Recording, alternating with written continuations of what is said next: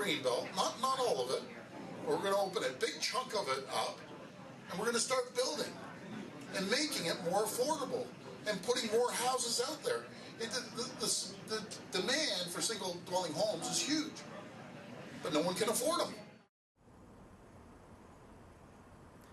What you just saw there was video of Ontario PC leader Doug Ford speaking to developers back in February, promising them that if elected as Premier of Ontario, he would essentially develop a big chunk of the Greenbelt. Now, that video was leaked by the Liberals in the ramp-up to the June election. I'm Nitish Bissonauth, and behind me is part of the space Mr. Ford is talking about. Now, his idea is to develop a chunk of the Greenbelt as a way of decreasing housing prices. In fact, he thinks that that's the solution to the housing crisis in Toronto and the GTA. But according to some experts, the solution to that problem is not as easy as building along the belt.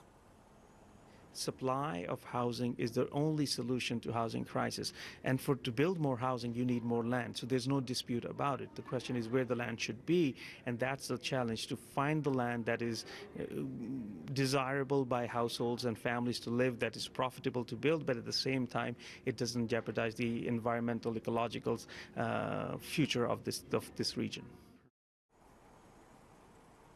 This area was established originally in 2005 and is mostly green space, farmland, and watersheds. It's over 2 million acres. That's larger than Prince Edward Island, and it's the largest, most protected green belt in the world.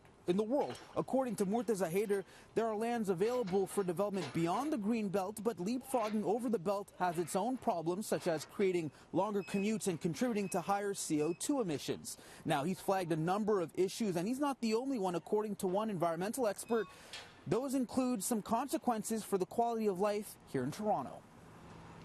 There's something called the Oak Ridges Moraine, and that's where all the water that falls recharges our rivers. So if you think the Humber River, the Credit River, the Don River, all those rivers flowing south into the lake, that's why we protected those areas and wanted to keep subdivisions off them, and so that water quality be kept high.